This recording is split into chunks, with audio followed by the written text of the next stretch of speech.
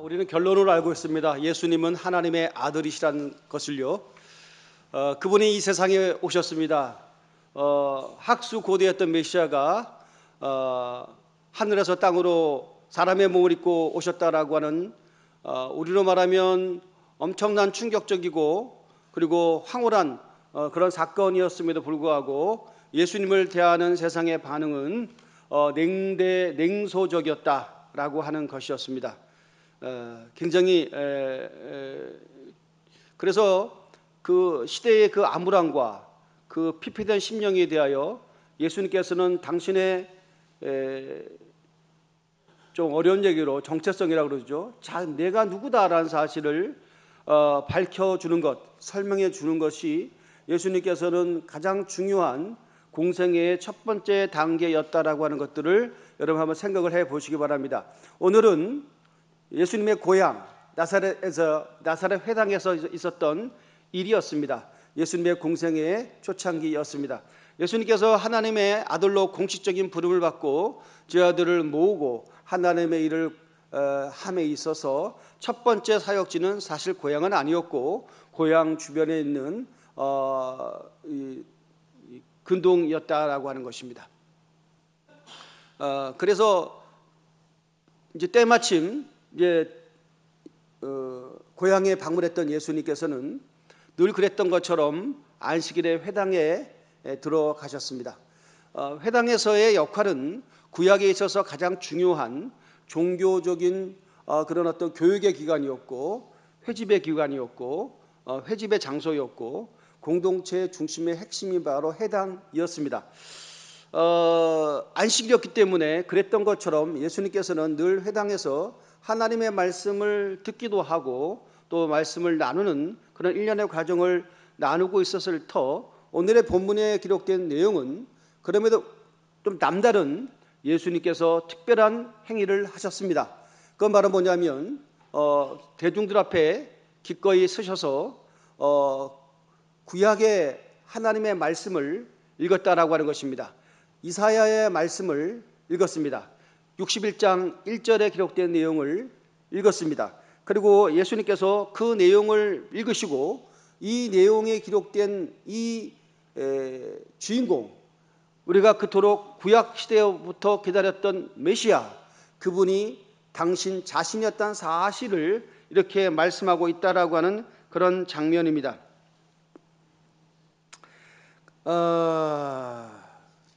이사야의 말씀은 이렇게 기록되어 있습니다. 오늘 예수님께서는 우리가 잘 아시는 이사야 61장의 말씀을 18절 이하의 말씀이 이렇게 기록되어 있습니다. 18절 이하에 주의 성령이 내게 임하셨으니 이는 가난한 자에게 복음을 전하게 하시려고 내게 기름을 부으시고 나를 보내사 포로된 자에게 자유를 눈먼 자에게 다시 보게 함을 전파하며 눌린 자를 자유롭게 하고 주의 은혜의 해를 전파하게 하려 하심이라. 진정한 구원자가 오시면 해방이 필요한 자에게 또 자유가 필요한 자에게 치유가 필요한 자에게 또 부유함이 필요한 자에게 문제를 해결하시고 해결하시겠다라고 하는 그 메시아의 기대의 주인공이 당신이라는 사실을 이렇게 말씀하셨다라고 하는 겁니다. 왜냐하면 이사야의 말씀을 읽으시고 그 책을 덮고 다시 서기한테 그 말씀을 두시면서 이 말씀이 오늘날 임했다라고 하는 그 말씀을 하게 됩니다. 21절에 이렇게 말씀합니다. 예수께서 그들에게 말씀하시되 이 길이 오늘 너희 귀에 응하였느니라 하시니 라고 하는 이 말씀이었습니다. 엄청난 반향이 일어날 법했죠. 놀랬습니다. 이렇게 하나님의 말씀을 준엄하고 그 다음에 알기 쉽고 그 다음에 은혜롭게 전하는, 우리가 알 수도 있고 모를 수도 있는, 익히 알 수도 있고 모를 수도 있는 그 인물을 주목합니다. 자세히 보니까 이 사람은 원래 우리 동네 사람이야. 우리 지역 출신이야. 요셉의 아들 예수가 아니냐? 라고 하는 사람들의 이제 알아봄이 시작됐다라고 하는 겁니다. 그리고 나서 우리가 아시는 대로 이게 반향이 아니라 예수님이 어떤 상식 속에 갇혀야 되고 우리의 보편적인 인식 속에 갇혀져 버리는 그런 그 암울함의 환경이 조성됐다라고 하는 겁니다. 좀 어려운 얘기죠. 무슨 얘기냐? 우리 동네에서는 인물이 나올 수 없다는 겁니다.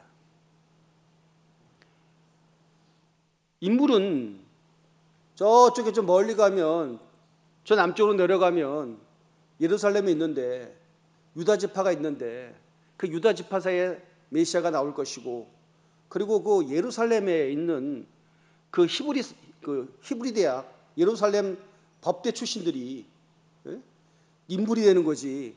우리처럼 이 변방에 있는 이 알아보지도 못하고 척박하고 가난하고 못 배운 이런 지역에서 무슨 선지자가 나올 수 있겠느냐. 선지자가 나온들 하더라도 왜 그분이 이곳에서 사역을 하느냐. 잘나고 세상에 영향이 있는 사람들이 질비한 곳에 가서 무엇인가 포효하면서 세상을 변화시킬 수 있는 어떤 위대한 어떤 일을 시작해야지, 이곳은 아니다라고 하는 스스로 갖고 있는 전제, 상식 속에서 예수님을 해석했다는 겁니다. 그러니까 메시지는 좋을지 모르지만 메신저를 받아들일 수 없다라고 하는 거죠. 그래서 진리가 더 이상 은혜가 될 수 없고 빛이 더 이상 빛을 발하기에는 그 빛을 감싸고 있는 그 어둠에 채색되어지는 그런 종이들, 세력들 때문에 그 빛에 발할 수 없는 것을 우리가 보고 있다라고 하는 것입니다. 자, 예수님께서는 이런 이 시대의 이 심령의 암흑이라고 하죠. 이걸 바라보면서 예수님께서는 아까도 이사야의 말씀을 읽었던 것처럼 그렇다고 한다면 구약에 있는 말씀을 인용합니다. 두 가지의 사건을 소환하네요. 열왕기서에 있는 말씀 두 가지 사건을 소환합니다. 첫 번째는 바로 뭐냐면 우리가 잘 아시는 것은 그 사렙다 과부의 그 사건을 이야기하기 시작합니다. 이야기는 대체적으로 회당에서 안식일을 보내는 사람들은 늘 똑같은 얘기를 반복 들었으니까 역사 이야기를 들었을 거 아니에요. 그러니까 다 알고 있는 이야기예요. 그러니까 유대인들은 다 알고 있는 사렙다 과부의 이야기, 열왕기서에 기록되어 있으니까요. 그 당시 정황 시대가 어떤 정황이냐면 엘리야 시대였습니다. 엘리야 시대 여러분 잘 아시는 것처럼 하나님의 종 엘리야가 시대의 피폐한 타락에 대해서 하나님의 간섭하심을 증언했던 그런 분이셨죠. 그래서 어쨌든 그 엘리야가 그 시대의 청기를 움직이는 사람이었습니다. 어쨌든 하나님께서 시대의 가뭄을, 타락한 시대에 회개케 하시기 위한 하나님의 개입하심이 기후에 대한 개입하심이요. 그래서 절대 가뭄이 있었습니다. 1년, 2년, 3년하고도 6개월이 더 있는 3년 6개월 동안 땅에 비가 전혀 오지 않았어요. 요즘 가끔 이렇게 기사 보면 믿을런지 모르겠습니다만 아무튼 간에 뭐 남쪽 여기에는 뭐 지금 대단히 가뭄이 심하다라고 하는 보고를 우리가 듣고 있잖아요. 단 2, 3개월만 뭐 강수량이 적정량 강수량이 오지 않으면 강이 마르고 저수가 고갈되어지고 땅이 쩍쩍 갈라지는 그런 것들을 우리가 화면에 보면 막 가슴이 메어지잖아요. 그죠? 우리 기법분들은 정말 천혜의 조건이 있어요. 반도체는 김포에 지어야 되는데 물 많고 전기 많고 사람 많은데 어떻게 저쪽으로 가는지. 그렇죠? 저한테 권력을 주시면 김포에 유치하도록 하겠습니다.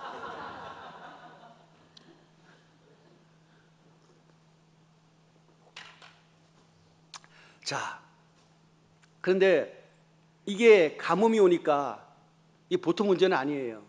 뭐 한두 사람이 어려움 당하는 것이 아니고 나라 전체가 어려움 당하고요. 그래서 아사자가 속출하는 거예요. 먹을 게 없어요. 경제는 안 돌아가고 뭐 경제가 생존의 문제가 완전히 극에 달했기 때문에 뭐 있고 없고가 문제가 아니에요. 어느 정도 일정 사람은 버틸는지 모르지만 그것도 다 고갈돼 버려. 다 죽어가는 시대에 하나님께서 엘리야를 저기 두로와 시돈 지방이라고 하는 거죠. 사렙다 지방으로 보냅니다. 거기 가서 한 사람을 만나게 하십니다. 자, 그 이야기를 지금 예수님께서 소환해서 말씀하고 있는 거예요. 한 여인을 발견합니다. 나무를 우리가 말하면 이 나뭇가지를 줍고 있었어요. 왜냐하면 마지막 끼니를 먹고 죽으려고 이제 먹을 것이 없으니까 이 우리가 말하면 이제 밀가루 동이죠. 이 동거리에 그냥 조그맣게 한 줄 있고 기름 몇 방울 있어. 그곳에 하나님께서 그 여인을 만나라고 보내셨다. 그런데 뭘 보내셨느냐? 하나님께서 메시지가 뭐냐면 그 여인을 통해서 너로 하여금 먹게 하겠다. 그런데 여러분, 우리가 적당히 없어야지. 이 사람은 뭐냐면 이제 다 어차피 이제 계속 아끼다가 더 이상 견딜 수 없는 임계치가 와서 마지막 남은 떡 한 덩이 해먹고 자기와 아이들이 이제 죽는 거야. 요 한 끼 먹고 죽자라고 하기 위해서, 음식을 하기 위해서, 그 불떼기 위해서 나뭇가지를 줍고 있는 그 여인을 만났다라고 하는 것이죠. 해필이면 왜 하나님께서 그 여인을 만나서 그 여인을 통해서 그 선지자가 음식을 먹게 하셨을까? 자, 예수님께서는 이 이야기를 왜 소환했습니까? 그 가뭄의 시대 때 하나님이 직접 개입하셔서 한 사람을 우리가 말하는 기적적인 방법으로 살리셨다라고 하는 케이스가 아무도 없었는데 이 사렙다 과부 여인 한 명뿐이 없었다는 겁니다. 그 얘기가 뭐냐면 엘리야가 하나님의 성령의 감을 통해서 예언합니다. 너희의 이 통에 이제 먹을 것이 떨어지지 않을 것이다. 이게 마지막인데 않을 것이다. 비가 다시 올 때까지 한 번도 그 독에는 밀가루가 떨어지지 않았습니다. 기적이죠. 왜 그런지는 몰라. 하나님의 역사야. 그랬다는 겁니다. 해필이면 더 많은 불쌍한 사람들이 스스로 터이고, 도처에 보면 하나님 앞에 더욱더 의로운 신앙을 내세울 법한 사람이 많았을 터임에도 불구하고 이스라엘 전역에 하나님이 보실 때 이 여인만큼은 살려야 되겠다라고 하는 하나님의 선택이 있었는데, 그 선택에 대한 기준이 바로 뭐였냐면 절체절명의 위기 속에서도 하나님의 사람을 알아볼 수 있는 영안의 눈이 아직까지 식지어 있는 그런 인물이었다라고 하는 겁니다.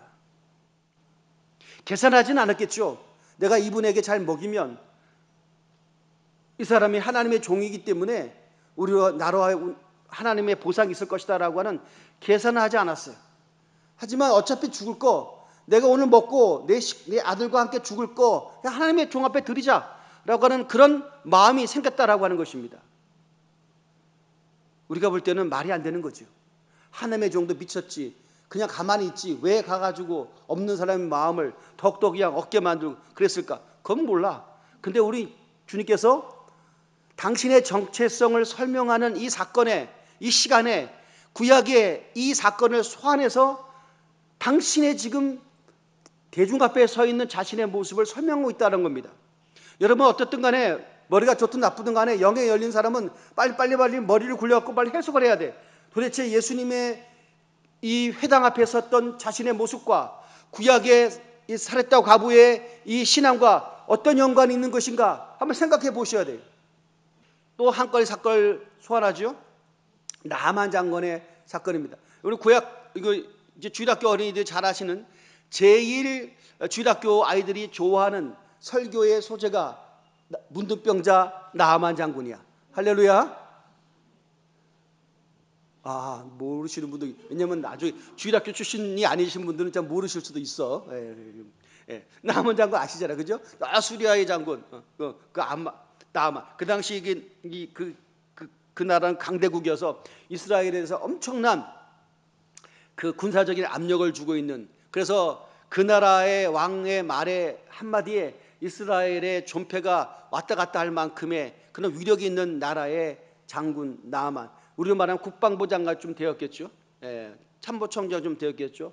아마 서열이 굉장히 높았던 사람인데 그 당시에 유행병처럼 생겼던 국토의 전령을 다 타격했던 병이 바로 문둥병이고, 우리 요즘 또 문둥병이라고 하면 안 되지. 나병 환자, 한센시병. 어쨌든 간에 예전 버전에는 문둥이가 나왔으니까, 그죠? 그 병이 걸렸다. 이 장군도 뭐 피해갈 수 없었던 모양이에요. 근데 뭐 다는 걸린 것이 아니고, 그러다 보면 이 병은 한마디로 말하면 격리돼야 되고, 그죠? 일정 시간이 지나가면은 그냥 사회인으로서는 존재감을 나타낼 수가 없는 만큼 피폐한 병입니다. 그런데 저기 이스라엘에서 종으로 잡아온 계집종의 얘기를 듣게 되죠. 우리 동네에, 우리 고향에 가면 위대한 선지자가 있는데 그 선지자는 능력이 있어가지고 병을 고칠 수 있습니다 라고 하는 이야기가 타고 들어가가지고 나만 장군의 귀에까지 들렸고, 나만 장군이 그 소리에 반응을 했다는 겁니다. 그리고 나서 그 공인이니까 출타하려고 그러면 최고의 인사권자에게 허락을 받아야 되기 때문에 그 왕에게 허락을 받는 과정 속에 이만저만해서 내가 이스라엘로 갑니다 라고 했을 때 그 왕이 이스라엘 왕에게 칙서를 써주죠.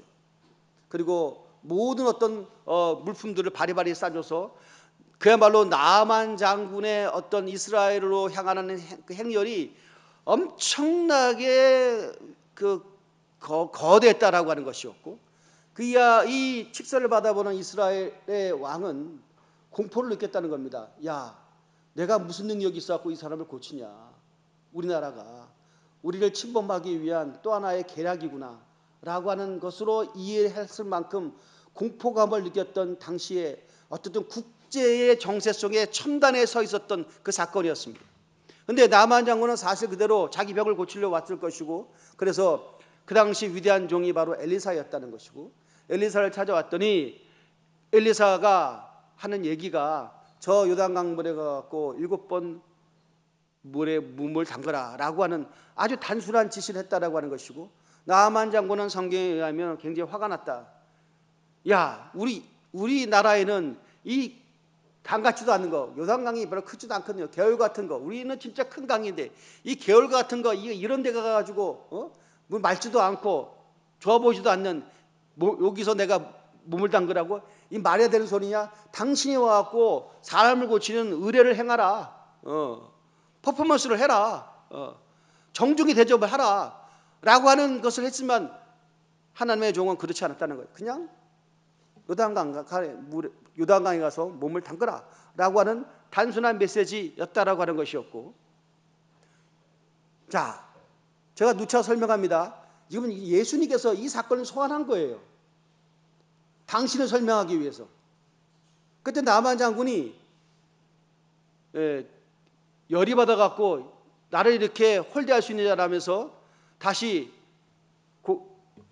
모든 것을 접고 돌아갈 법했음에도 불구하고 그냥 몸을 담갔더니 몸이 어린아이처럼 하얗게 되었다라고 하는 것이 성경의 기사예요.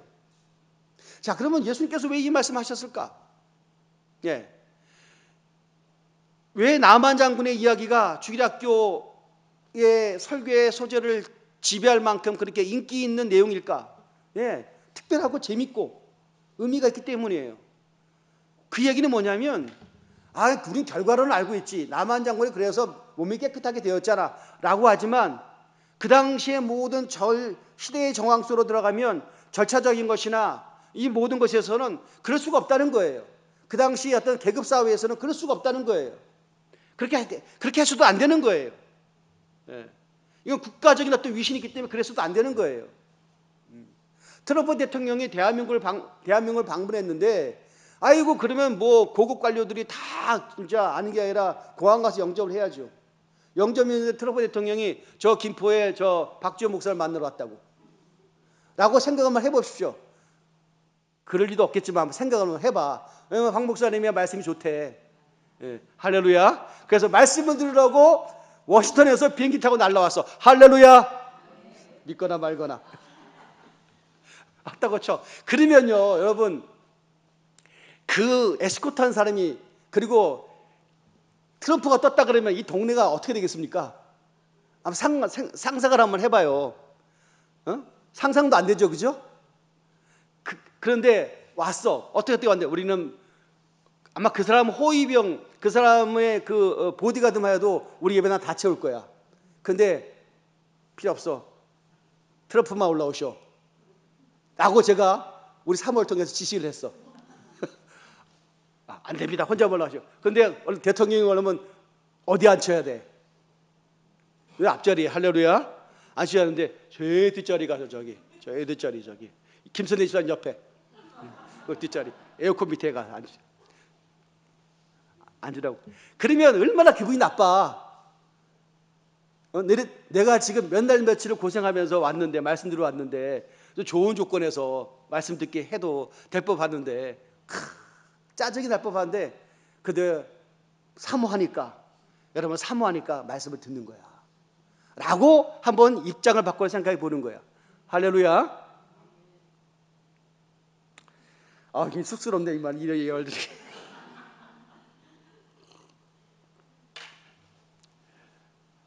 그게 상식이 아니란 얘기예요. 그게 요단강에 가고 물에 몸을 담그라 그 말을 그것도 한 번도 아니고 한 번 해본 것도 아니고 몇 번이라고요? 7번 들어갔다 나왔다 7번 들어갔다 그게 아니라 한 번 들어갔다가 나왔다가 한 번 들어갔다가 나왔다. 굉장히 텀이 길었을 거란 말이지. 그걸 할 수 있겠냐는 거예요. 쉬운 게 아니지. 쉬운 게 아닌데 예수님께서 이 말씀을 하신 거야. 이 말차 두 가지 얘기가 있어요. 첫 번째 사렙과 가부의 얘기는 그만큼 그 많은 가뭄 시대에 죽어가는 사람들 중에 유일하게 선지자의 도움으로 하나님의 도움으로 굶어 죽지 않고 살아난 사람이 그 당시에 과부가 한두 명이었겠냐고요. 한 사람뿐이 없었다. 그 당시 수리아 지역에 문둥병 걸린 사람이 한두 명이었겠냐고요. 그런데 나만 장군만이 치료를 받았다 라고 하는 얘기를 하는 거예요. 말씀이 매주마다 여러분 듣기에 주옥 같은 말씀이라도 말씀을 받고 말씀대로 말씀을 적용하고 은혜로 승리하는 자가 전부 다겠냐고요. 저를 병 낫게 하셨던 할머니 얘기를 제가 여러 번 해드렸죠. 그분이 저에게 병을 낫게 한 이후에 제 친구도 찾아갔어요. 걔는 그 당시 좀 이렇게 좀 그래 좀 이렇게 뭐 허리가 안 좋았어. 뭐 하다가 허리가 거의 삐껴 거의 디스크였어. 근데 저희 병을 낫게 하신 그 능력이신 분이 제 친구를 못 낫게 하시겠냐고요. 그런데 들려오는 말에 의하면 그분이 와서 어떻게 했더니 쌩 욕을 하면서 회개하라고 병도 안 고쳐주고 엄청나게 윽박지고 야단만 쳤다는 거야. 나는 그분이 다 병 고쳐준 줄 알았어. 그래서 저는 찝찝했어요. 다음번에 오실 때는 내 죄를 지적하겠지 라는 생각을 한 거예요. 근데 그분은 그러지 않았어요. 물론 왜 제가 똑같은 시대에 살았던 청출이하면 죄의 높이가 똑같았겠지. 하는 형태가 똑같아졌지. 그러니까 청소년의 삶의 형태가 다 똑같지 뭘 높고 낮고가 어딨어. 다 똑같았겠지만 어쨌든 간에 지나놓고 가만히 생각해 보면 뭔지 모르지만 하나님 앞에 제가 고백되어지는 것이 조백되어질 것을 하나님께서 기대하셨겠지. 왜? 그 병을 낫게 하면 청춘이지만 10몇 살뿐이 안 되는 티네이저지만 자신의 미래를 하나님께 드리겠다라고 하는 약조를 할 수 있는 사람이 그 많은 병든 청소년 가운데 저 혼자였을런지도 모르겠습니다. 다는 아니에요.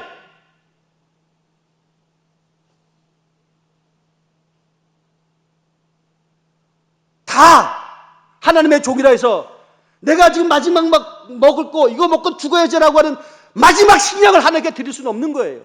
다는 아니란 말이에요.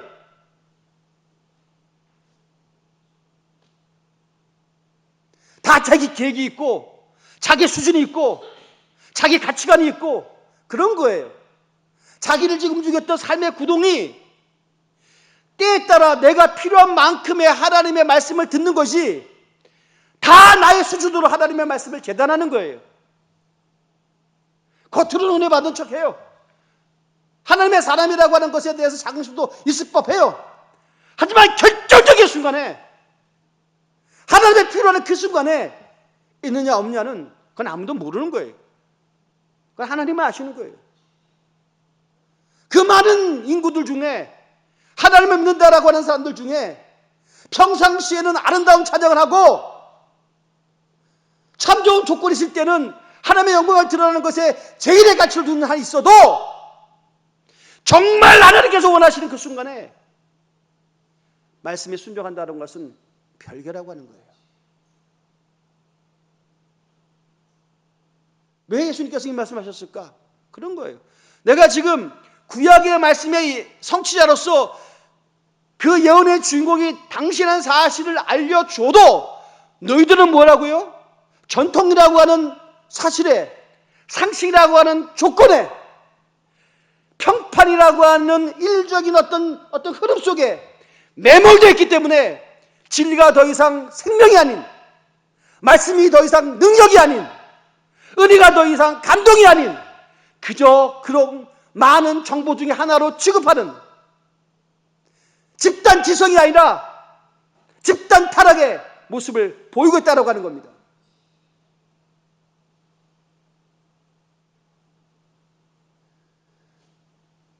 예수님의 말씀에 반응하는 사람이 얼마나 많아야 된다라고는 우리는 어떤 당위를 갖고 말씀을 드려요. 왜? 하나님의 아들이시잖아요.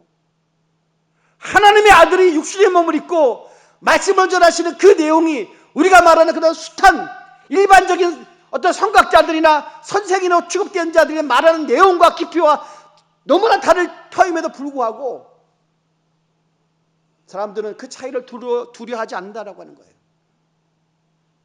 그냥 가르칠 수 있는 자들이 말하는 일반적인 음성으로 받아들이고 싶어 하는 거예요. 사랑하는 성도님들이 가장 의미 있는 자들을 만나서 예수를 믿으라고, 하나님 믿으면 참 좋다고, 예수 그리스도를 믿고 죄사함 받으라고, 천국을 소유하라고 얘기를 해본들, 내가 너를 알고 있는데 너는 나와 똑같은 사람이지 라고 하는 전제로서 우리를 바라보고 있기 때문에 복음이 더 이상 능력이 아닌 그냥 너희들만의 종교적인 어떤 교리로 치부하면서 교회받고 있는 사람이 여전히 우리를 자기의 눈높이로 재단하면서 이해하면서 때로는 낄낄거리면서 때로는 조소하면서 우리를 바라보고 있다라고 하는 것을 우리가 직감하고 있는 가운데, 그럼에도 불구하고 여전히 우리는 은혜를 받았잖아요. 할렐루야. 우리는 여전히 주의 사랑을 알잖아요. 머리로 이해되지는 신앙이 아니라 가슴으로 체현된 신앙이 되고 싶어 하잖아요. 내 한순간에 신앙의 뜨거움이 한 번의 돌발적인 사건이 아니라 반추하여 쭉 돌이켜보면 내 인생 속에 가장 결정적이고 혁명적 사건이 예수를 만난 거잖아요. 그럼에도 불구하고 한 주간 동안의 시간을 회고해보면 예수가 정말 나의 능력이었는지, 하나님이 정말 나의 왕이었는지, 하나님의 말씀이 진짜 나를 지배하고 있었던 절체절명의 가장 중요한, 가장 어두운 시간에 가장 중요한 존재를 비치는 등대불처럼 그 말씀이 나를 움직였는지 생각해 볼 필요가 있어요. 시대는 똑같아요. 시대는 여전히 어두워요. 시대는 여전히 자기의 탄력대로 살아가요. 자기의 타락의 관성대로 살아갈 뿐이에요. 예수님 알고 계셨어요. 하나님의 아들임에도 불구하고 그들의 눈이 가려져 있기 때문에 말씀 들으려 하지 않는다는 겁니다. 그럼에도 불구하고 한 시대에 죽어가는 자들이, 먹을 것이 없어 죽어가는 자들이 하나님의 도움으로 살아날 수 있는 그런 정말 가장 결정적인 은혜가 한 여인 과부 그리고 그 가족에 있었던 것처럼, 수많은 사람들이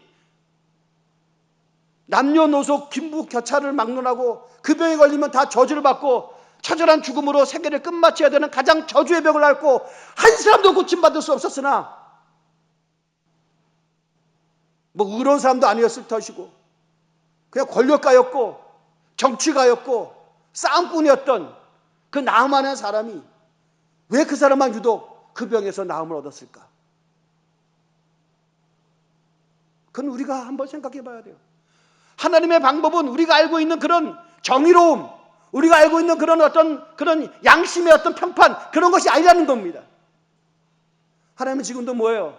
영적인 것을 헤아릴 수 있는 영의 귀가 열린 자를 찾고 계시고, 할렐루야, 하나님의 음성을 들을 수 있는, 하나님의 현상을 보고 싶어하는 영적인 갈급함이 영의 눈이 열린 자를 지금도 찾고 계신다는 사실을 잊지 말기를 주의 이름으로 축원드립니다. 할렐루야. 힘이 있으면 뛰어넘어가게 되겠어요. 힘이 있으면, 힘이 없으면 자기 하나 그냥 건수하기도 힘든 거야. 그런데 힘이 있으면 내가 힘이 있기 때문에 관심이 있는 거야. 힘이 밖으로 나가기 때문에. 그래서 도와줄 자를 찾을 수가 있고, 내 지혜를 나눠줄 수가 있고, 내 은사를 흘려보낼 수가 있는 거예요. 하나님의 나라는 자기 것도 건수 못해서 빌비한 자들을 찾지 않으신다는 겁니다. 하나님의 은혜가 임하면 하나님은 누구에게나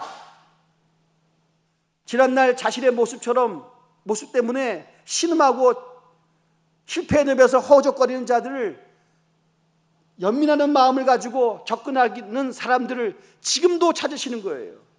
할렐루야. 왜 나에게 능력이 없냐고요? 그 능력이 있어도 그 능력을 하나님께서 원하시는 대상, 하나님이 원하시는 영혼에 쓰이는 것이 아니라 자기 자신의 배부름과 자기 존재의 증명과 이런 것으로만 쓰고자 하는 욕망으로 합찬 자들에게는 하나님의 개입하심이 단절될 수밖에 없다는 것입니다.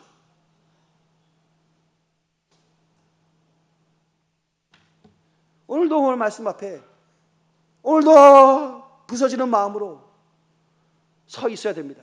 하나님, 하나 잘 먹고 잘 사는 걸로 끝나는 것이 복음의 의미가 아니라면, 하나님, 우리 교회가 그냥 이 절박한 환경 가운데 생존하는 것이 목적이 아니라면,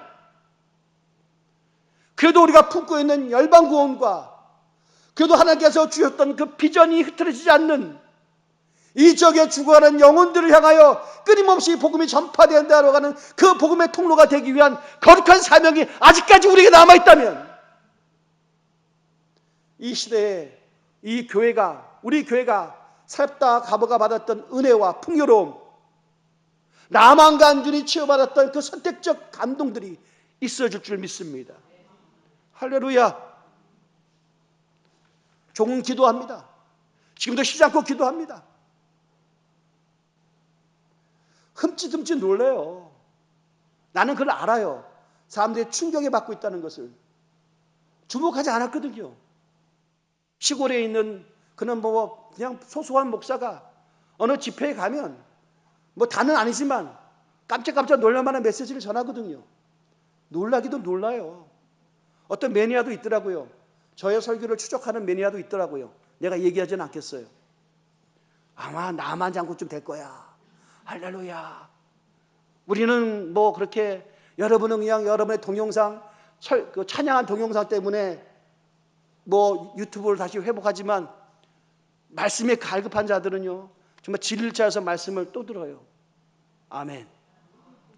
귀 있는 자는 들을지어다.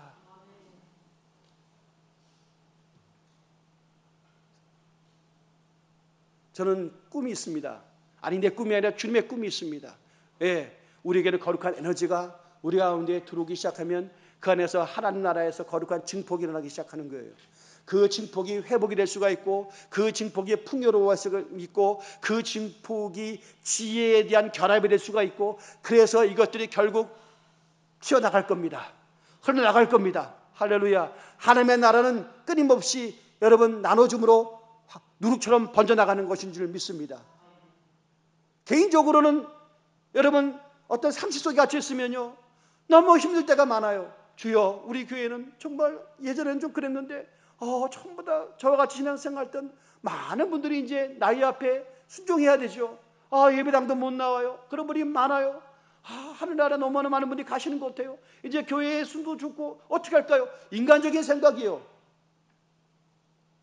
그 생각에 갇혀 있으면요, 한 발짝도 못 움직여요. 그런데 그러면 그럴수록 성령께서는 기도의 무릎을 꿇게 해요. 아멘. 그래서 뭐 어떻게 하는 거냐? 그래서 하나님의 도움을 요청합니다. 아멘. 하나님의 역사하여 주시옵소서.